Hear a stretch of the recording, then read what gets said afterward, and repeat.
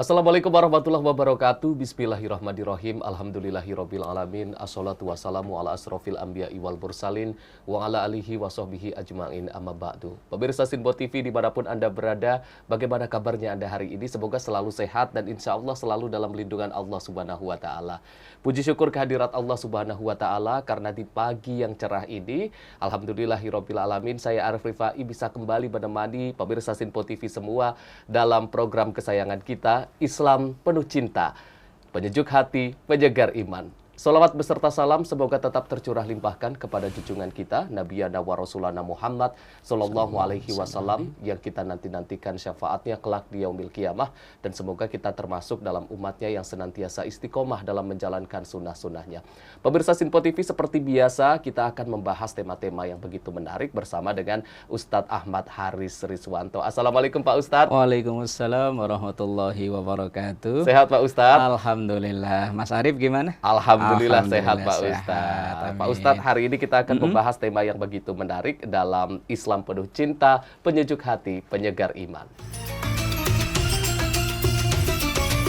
Pemirsa, hari ini kita akan membahas tema terkait dengan cinta dalam dakwah, Pak Ustadz. Ini cinta dalam dakwah. Ini seperti apa? Pemirsa mungkin juga penasaran bagaimana penjelasannya. Langsung saja kita akan mendengarkan penjelasan dari Pak Ustadz Ahmad Haris Rizwanto terkait dengan tema kita, cinta dalam dakwah. Kami persilahkan Pak Ustadz. Baik. Assalamualaikum warahmatullahi wabarakatuh. Warahmatullahi wabarakatuh. Alhamdulillahilladzi arsala anbiya'a dzawi fatana bisidqi wat tablighi wal amanah. Wassalatu wassalamu ala Rasulillah Muhammad ibn Abdillah wa ala alihi wa ashabihi wa man tabi'a rusyda, amma ba'da. Saudaraku pemirsa Sinpo TV dimanapun berada, juga Mas Arif, alhamdulillah memuji dan bersyukur kepada Allah. Pada kesempatan yang berbahagia ini kita akan berbicara tentang cinta dalam dakwah. Dakwah itu kalau diterjemahkan secara bahasa artinya mengajak. Nah, setiap kita sebagai seorang muslim itu punya tugas untuk mengajak, untuk bersama-sama menuju jalan yang diridhai oleh Allah, untuk menuju kecintaan dari Allah Subhanahu wa Ta'ala. Tugas dakwah itu bukan hanya tugas seorang kiai, seorang ustadz, seorang guru, seorang ulama, enggak. Semua kita punya tugas untuk dakwah. Dan memang orang yang pertama kali berdakwah adalah Rasulullah Sallallahu Alaihi Wasallam. Dan dakwah yang dibawa oleh Rasulullah Sallallahu Alaihi Wasallam adalah dakwah yang penuh dengan cinta. Ini terbukti Rasulullah Sallallahu Alaihi Wasallam ketika menyampaikan Islam ini, beliau sama sekali tidak pernah memaksakan kepada orang lain. Dan orang yang pertama kali menjadi objek dakwah Rasulullah adalah keluarganya, orang-orang terdekatnya, kemudian baru meluas ke lingkungannya, ke sekitar Makkah, kemudian meluas ke luar Makkah sampai beliau hijrah ke Madinah, dan sampai meluas ke seluruh penjuru dunia. Dan akhirnya Islam termasuk agama terbesar yang ada di muka bumi ini. Maka seandainya dakwah Rasulullah Sallallahu Alaihi Wasallam yang kemudian dilanjutkan oleh para sahabat, dilanjutkan oleh para tabi'in dan seterusnya, tidak dilandasi dengan cinta, tidak memakai hati, hanya sekedar mentransfer teks atau teori-teori agama, maka tidak akan mungkin masuk ke dalam relung-relung hati setiap insan umat manusia ini. Ayat Al-Quran yang membicarakan tentang dakwah itu diantaranya Allah firmankan, Ud'u ila sabili rabbika bil hikmati wal mau'idhatil hasanati wajadilhum billati hiya ahsan. Ud'u, ajaklah, promosikanlah. Maka secara tidak langsung kita ini ibarat seperti sales. Maka seorang sales itu kan bagaimana menyampaikan, menawarkan produk kita dengan sebaik mungkin, senyaman mungkin, sehingga diterima oleh konsumen kan gitu. Lah seorang dai ya begitu. Maka dai itu juga ada trik-trik khusus sehingga harapannya yang menjadi objek dakwahnya itu mau menerima. Maka Quran menyampaikan ud'u ila sabili rabbika bil hikmah. Ajaklah orang untuk ke jalan Tuhanmu yang pertama dengan hikmah. Hikmah ini banyak ragamnya. Di antaranya begini. Hikmah itu adalah ketika seseorang berdakwah, menyelami objek dakwahnya apa yang menjadi kebiasaan, apa yang menjadi hobi, apa yang menjadi kultur dari objek dakwah itu. Misalnya begini. Quran itu banyak sekali ayat-ayatnya yang berbicara tentang mereka orang-orang untung, mereka orang-orang yang merugi. Karena memang pertama kali Quran ini diturunkan di masyarakat Arab, yang masyarakat Arab itu saat itu mayoritas adalah pebisnis, pedagang. Lah, pedagang, pebisnis akan senang kalau diajak bicara bisnis, yang bisnis itu kan ujung-ujungnya kalau nggak untung, ya rugi. Lah kalau seorang politikus maka dia akan betah berlama-lama diajak ngobrol politik. Kalau seorang bisnismen ya dia akan betah berlama-lama diajak ngomong bisnis. Termasuk Quran, karena dulu awal pertama turun di kalangan orang-orang yang berbisnis, maka Quran itu banyak kita jumpai misalnya di penghujung ayat ulaika humul muflihun. Mereka itulah orang-orang yang sukses. Ulaika humul khasirun, mereka itulah orang-orang yang rugi. Lah untung rugi itu kan biasanya dipakai oleh para pebisnis. Kemudian dalam Quran juga sering kadang memakai bahasa yarjuna tijaratan lan tabur, mereka lah orang yang bisnisnya nggak rugi. Tapi bukan bisnis secara tekstual, bukan ya, ini bisnis dalam dakwah itu tadi. Lah kemudian Rasulullah Shallallahu Alaihi Wasallam ketika menyampaikan dakwah Islam ini juga berpatokan dalam Quran la ikraha fiddin, tidak boleh memaksakan dalam agama. Artinya dalam kita menyampaikan agama ini harus dilandasi dengan hati, dilandasi dengan cinta. Dan juga Rasulullah Shallallahu Alaihi Wasallam yang menjadi figur kita, yang menjadi patokan kita dalam berdakwah. Berdakwah itu ya tidak harus dengan lisan, tidak harus dengan bertutur kata, tidak. Misalnya Mas Arif sebagai seorang muslim, berpenampilan rapi. Di tengah-tengah kadang teman-teman kita yang non-muslim akan melihat, tuh muslim tuh rapi loh. Kemudian Mas Arif bertutur kata yang bagus, kemudian komitmennya yang bagus, attitude yang bagus. Maka itu secara tidak langsung adalah dakwah. Jadi dakwah itu tidak, ayo sholat, ayo, enggak. Dakwah itu kalau bahasa kita mempromosikan muslim, mempromosikan Islam melalui kita sebagai seorang muslim. Makanya ada ucapan itu begini, lisanul hal afsahu min lisanil maqal. Kita nasihati orang dengan perilaku, dengan tindak tanduk, dengan akhlak, dengan contoh, itu lebih mengena daripada hanya dinasihatin dengan tutur kata, dengan lisan. Kita sering mencontohkan misalnya di lingkungan kerja kita. Kalau kita, ayo disiplin, disiplin, disiplin, tapi kita sendiri nggak disiplin, apa iya orang akan ikut? Tapi dengan kita mencontohkan, umpama kita masuk kerja jam 8, kita sebelum jam 8 udah standby. Mungkin kalau perlu udah menyiapkan sesuatu. Akhirnya teman-teman yang lain mencontoh, loh itu loh, contoh muslim itu termasuk bagian dari dakwah. Tapi kalau sebaliknya, kadang Islam ini dipandang sebelah mata atau distigmakan tidak baik karena ya dari oknum umat Islam itu sendiri yang justru mendakwahkan keburukan. Misalnya ada yang menganggap Islam itu muslim, bukan Islam ya, muslim itu umat yang tak terdidik. Ya karena memang banyaknya di antara oknum umat Islam ini yang nggak peduli dengan pendidikan. Terus misalnya ada lagi Islam itu, muslim itu umat yang tidak cinta kebersihan. Wong nyatanya kadang atas hanya ada tulisannya an-nadzafatul minal iman, ya kan? Atau huru syatrul iman, kebersihan sebagian dari iman. Ternyata buang sampah sembarangan. Lah itu dakwah tapi malah mendakwahkan sesuatu yang buruk. Wong dakwah itu promo, masa promo yang buruk kan? Nah, pada dasarnya setiap langkah kita atau apapun yang kita lakukan itu adalah bagian dari dakwah itu. Kadang saya malah iri. Ada seorang atlet yang dia memang sehari-hari ya berperan sebagai seorang atlet, dia main di negara yang mayoritas non-muslim tapi dia istiqomah dengan memakai hijabnya dan menunjukkan prestasinya. Saya yakin dari seorang muslimah yang berdakwah lewat atletnya, lewat istiqomah hijabnya, saya yakin ada yang tertarik untuk Islam.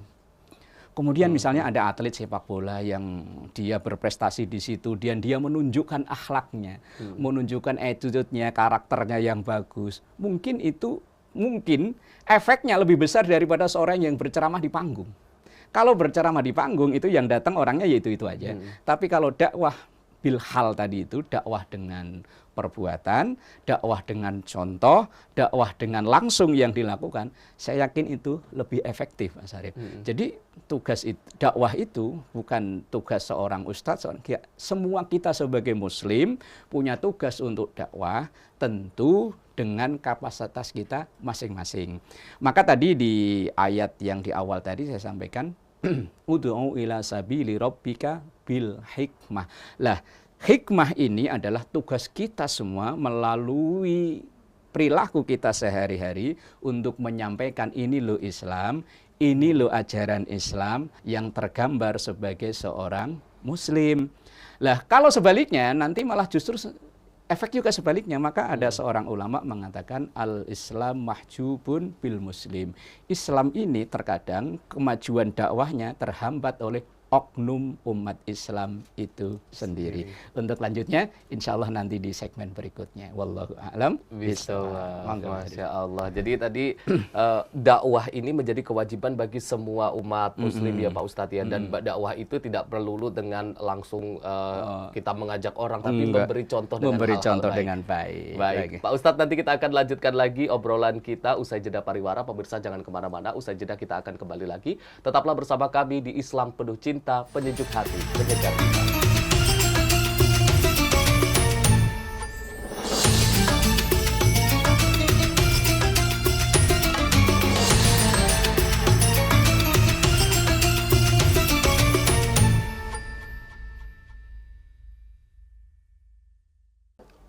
Pemirsa, Anda kembali menyaksikan Islam Penuh Cinta, penyejuk hati, penyegar iman. Masih membahas tema kita pada hari ini terkait dengan cinta dalam dakwah. Tadi Pak Ustadz sudah menjelaskan terkait dengan cinta dalam dakwah, dan satu kalimat dari Pak Ustadz tadi bahwasanya dakwah ini juga menjadi kewajiban dari seluruh umat Muslim, dan itu memang berkewajiban untuk dakwah dengan cara mungkin mencontohkan melalui perbuatan dan juga perkataan yang baik-baik. Tapi mungkin Pak Ustadz ini yang menjadi pertanyaan saya mungkin sebagai orang awam yang mungkin mencoba ingin mencontohkan sesuatu, tapi kalau misalkan ditanya nih terkait dengan syariat Islam, bingung jawabnya nih Pak Ustadz. Ini bagaimana Pak Ustadz? Mungkin pemirsa di rumah juga bingung terkait hal tersebut Pak Ustadz. Oke, baik.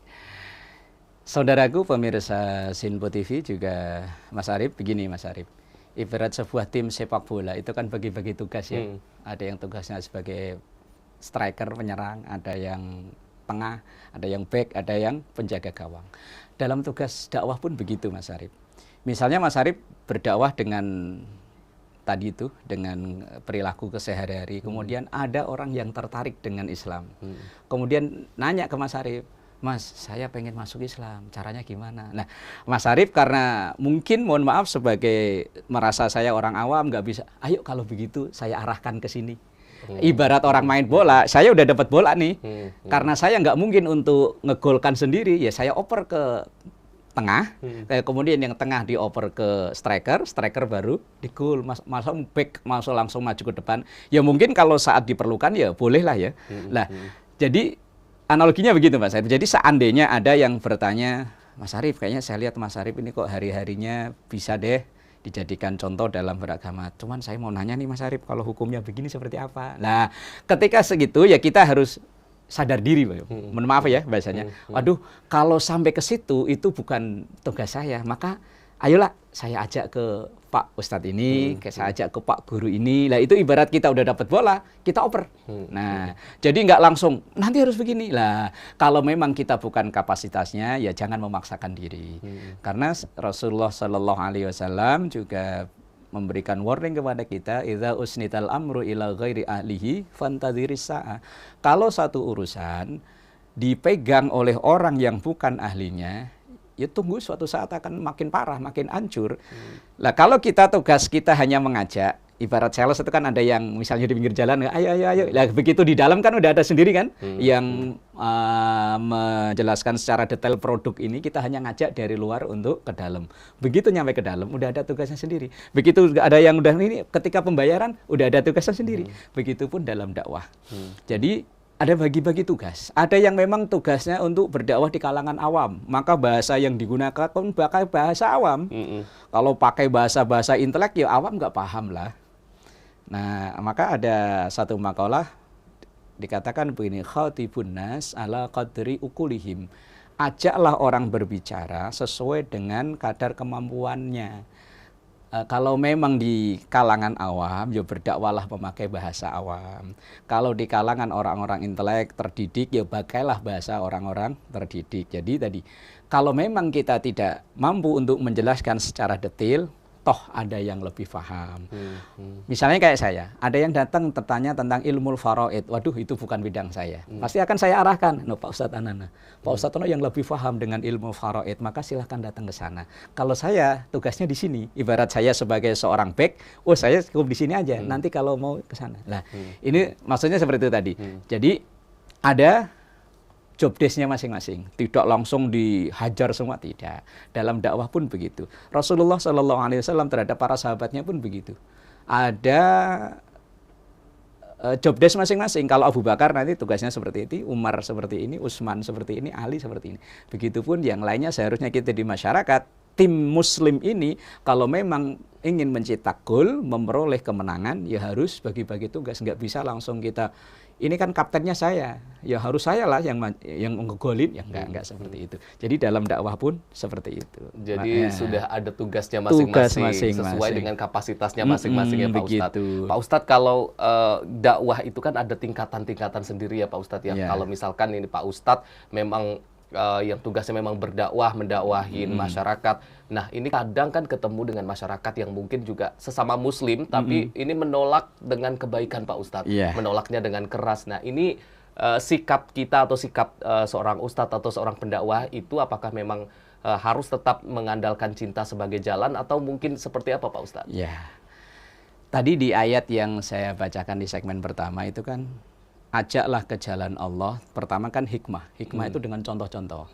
Kemudian yang kedua, wal mau'idhatil hasanah, dengan nasihat yang baik. Lah, kalau contoh udah nggak mempan, nasihat udah nggak mempan, udah mental semua dah. Nah, yang ketiga, wajadilhum billati hiya ahsan. Kalau memang perlu diskusi, tapi diskusinya yang baik, jangan menjatuhkan. Apalagi sampai di depan umum, sampai menjelek-jelekan, sampai apa bahasa kita ngerujak, mau sampai dirujak habis, ya jangan. Itu bukan ngajak tapi ngejek gitu namanya. Itu bukan kerangkul tapi mukul namanya. Maka kalau memang hikmah sudah bisa, nggak perlu yang kelanjutannya. Kalau memang hikmah udah terlampaui, kemudian wal mau'idhatil hasanah, kemudian wajadilhum billati hiya ahsan.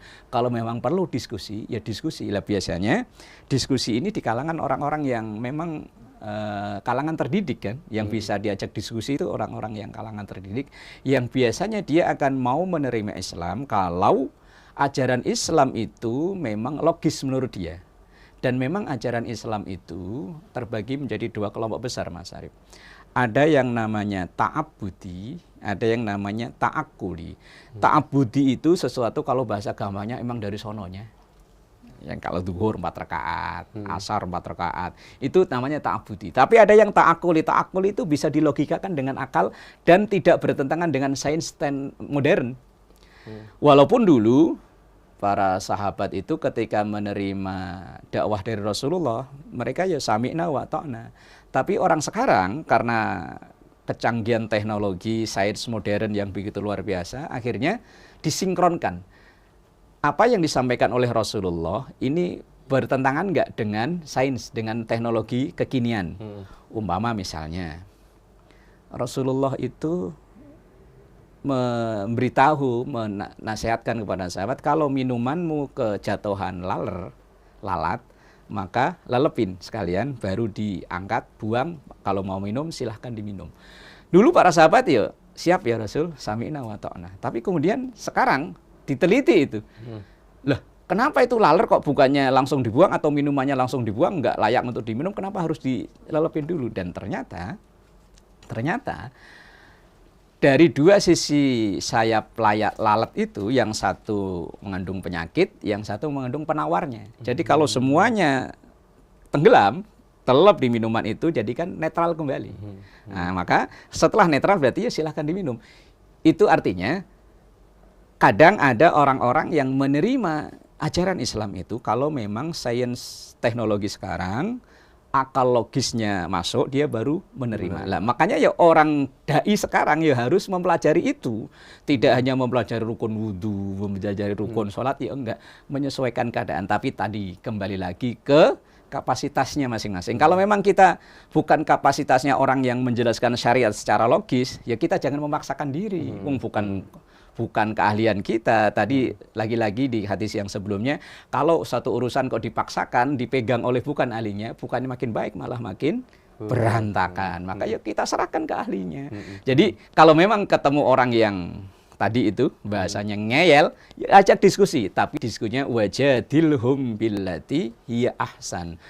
Diskusilah dengan baik. Kalau di tokoh-tokoh nasional ada dokter siapa? Zakir Naik. Itu kan ahli diskusi kan beliau. Lah karena banyak orang-orang yang logis, orang-orang berpendidikan tinggi yang diajak diskusi sama beliau. Lah kalau kita memang bukan ahlinya, ya kita, aduh bukan ahli saya. Ya, wallahu alam. Kira-kira gitu Mas. Oh baik. Ya. Pak Ustadz, kalau di zaman Rasulullah SAW waktu itu mungkin ada teladan yang ditunjukkan Rasulullah ketika berdakwah dan orang menolak dengan keras dakwah Rasulullah, tapi Rasulullah tetap menunjukkan cinta dalam berdakwah. Ada tidak Pak Ustadz?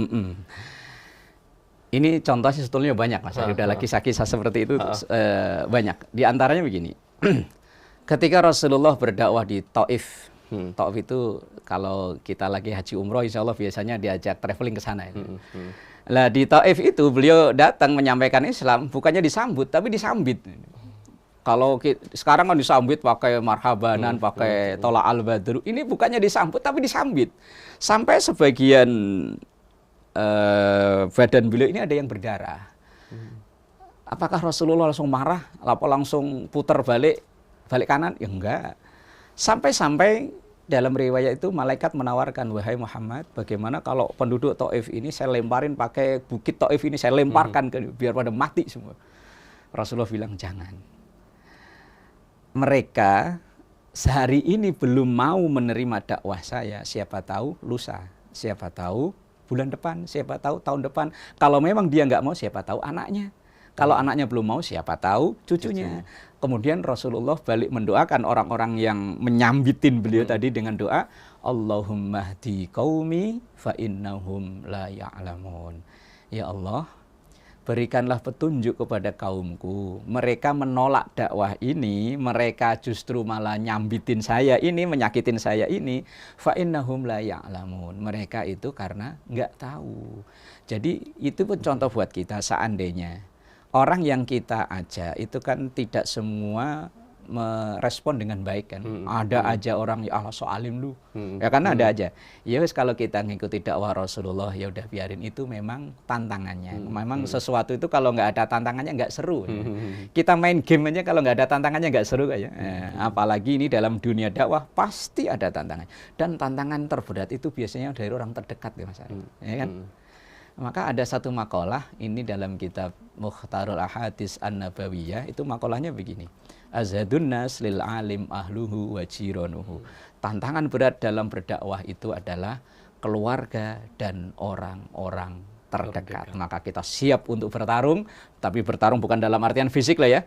Dalam dakwah menyampaikan Islam ini dengan cinta, walaupun ditolak seperti apa, ya itu tetap tugas dakwah kita. Dan tantangan terberat yang perlu kita ingat, keluarga dan orang-orang terdekat. Wallahu a'lam Bisawab. Masya Allah. Terima kasih Pak Ustadz atas penjelasannya. Kita ini menjadi pelajaran juga untuk pemirsa Sinpo TV dan juga saya pribadi bahwasanya dakwah ini menjadi kewajiban untuk kita semua, dari hal paling kecil mencontohkan hal-hal baik sampai dengan ada bagiannya masing-masing ya Pak Ustadz ya.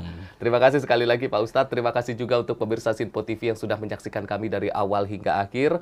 Saya Arif Rifai mewakili seluruh kru yang bertugas. Mohon maaf apabila ada kesalahan. Jangan lupa terus saksikan Islam Penuh Cinta setiap hari jam 4:30 pagi hanya di Sinpo TV. Sampai jumpa. Astaghfirullahaladzim laqal ma'bud ya dzal jalali wal ikram. Bismillahirrahmanirrahim. Alhamdulillahi rabbil alamin. Allahumma salli ala sayyidina Muhammad.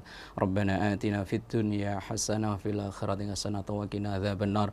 Walhamdulillahi rabbil alamin. Wassalamualaikum warahmatullahi wabarakatuh.